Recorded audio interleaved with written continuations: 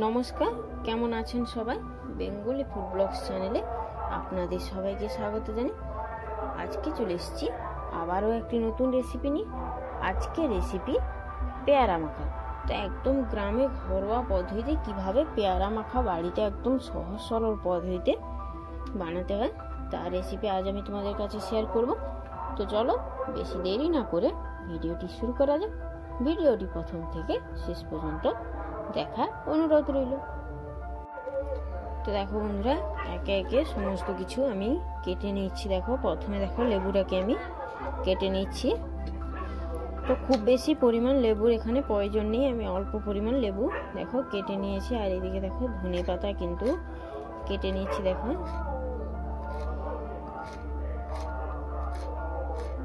তো এইরকম যদি পেয়ারা চাট ধনে পাতা দিয়ে মাখানো যায় সেক্ষেত্রে কিন্তু এর টেস্টটা অনেক গুণ বাড়িয়ে দেয় এবং খেতেও কিন্তু দুর্দান্ত স্বাদের লাগে। তো অনেকেই তো এইভাবে পেয়ারা মাখা বানিয়ে খেয়ে দেখেছো একবার। এরকম ঘরোয়া পদ্ধতিতে ধনে পাতা আর পাতিলেবুর রস দিয়ে পেয়ারা মাখা বানিয়ে খেয়ে দেখবে, টেস্টটা কিন্তু সম্পূর্ণ আলাদা। তো দেখো খুব ভালো করে কিন্তু আমি ধনে পাতাগুলোকে কেটে নিয়েছি। এবারে কাঁচা লঙ্কাগুলোকে কেটে নিচ্ছি। দেখো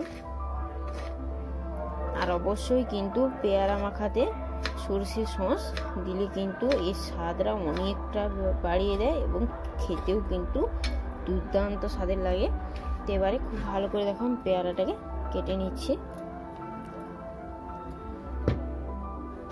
দেখো এটা কিন্তু দেখেই বুঝতে পারছো যে এতটা বড়, এটা পুরো একদম ডাসা পেয়ারা।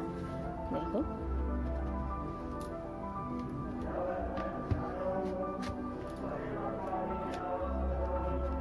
দেখো আমার কিন্তু নিজেরই কাটতে অনেকটা ভয় করছে। দেখো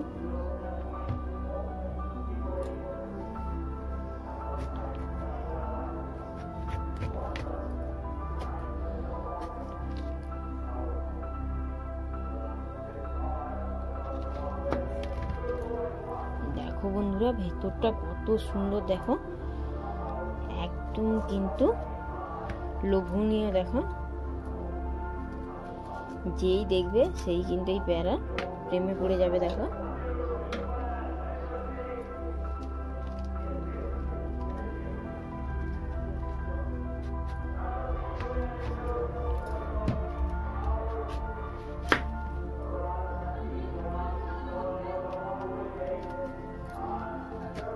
তো দেখো বন্ধুরা আমি কিন্তু একদম স্টেপ বাই স্টেপ তোমাদেরকে ধরে ধরে দেখানোর চেষ্টা করছি, কোনো রকম কিন্তু ভিডিওটি স্কিপ করিনি। দেখো দেখো বন্ধুরা এরকম কিন্তু ছোট ছোট ছেপ করে আমি পেয়ারাগুলোকে কেটে নিয়েছি। দেখো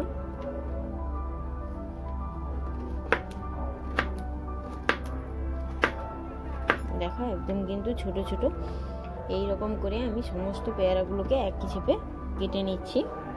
তো দেখো বন্ধুরা সব পেয়ারাগুলো দেখো কেটে নিয়েছি। এবারে একটা বড় বাটিতে আমি দেখো পেয়ারাগুলো নিয়ে নিচ্ছি। দেখো পেয়ারাগুলো নিয়ে নিচ্ছি।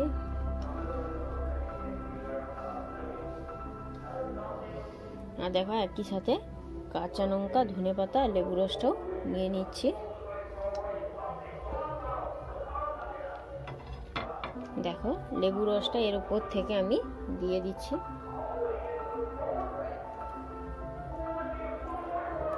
দেখো পুরো লেবু রসটাই কিন্তু আমি দিয়ে দিয়েছি। এবারে পরিমাণ মতো বিট লবণ দিয়ে দিচ্ছি। দেখো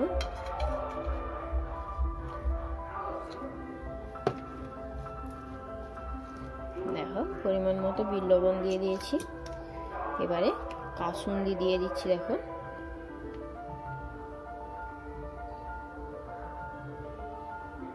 কাসুন্দির পরিমাণটা একটু বেশি ব্যবহার করতে হবে, যাতে করে খেতেও কিন্তু একটু বেশি ভালো লাগবে। এবারে আমি অবশেষে একটু চাট মশলা দিয়ে দেব। দেখো বন্ধুরা আমি একটু চাট মশলা দিয়ে দিচ্ছি।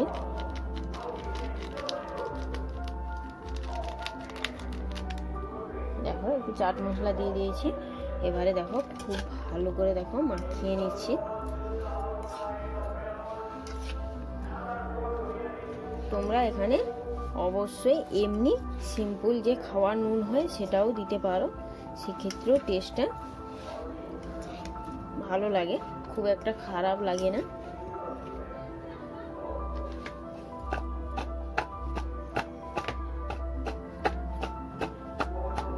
তো দেখো বন্ধুরা, আরও একটু আমি কাসুন্দি দিয়ে দিচ্ছি এর উপর থেকে।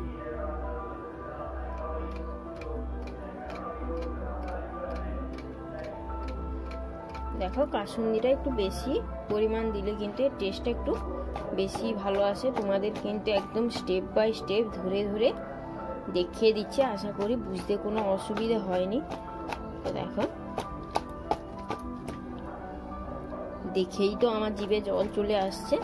তোমাদের কেমন লাগছে অবশ্যই কিন্তু আমাকে কমেন্ট করে জানাও, আর এর পরের ভিডিওটা তোমরা কি দেখতে চাও সেটা অবশ্যই আমাকে কমেন্ট করে জানাতে ভুলবে না। তো দেখো বন্ধুরা, সব কিছুই কিন্তু ভালো করে আমি মিশিয়ে নিয়েছি। এবারে আমি দেখো প্লেটে খুব সুন্দরভাবে ঢেলে নিচ্ছি। দেখো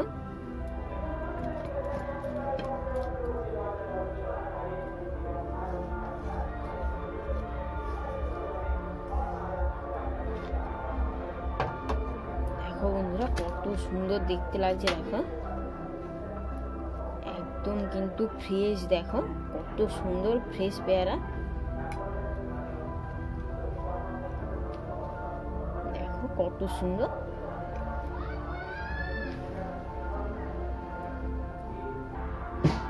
তো দেখো বন্ধুরা, একদম সবার শেষে আমি অল্প পরিমাণ খাওয়ার নুন দেখো মিশিয়ে দিয়েছি।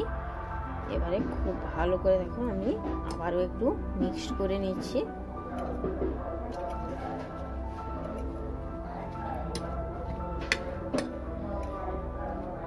তো দেখো বন্ধুরা, একদম কিন্তু পেয়ারা মাখা রেডি। তো অবশ্যই কেমন হয়েছে সেটা আমাকে অবশ্যই কমেন্ট করে জানাতে ভুলবে না। তো ভিডিওটি কিন্তু আমি আর বেশি বড় করব না। তো দেখো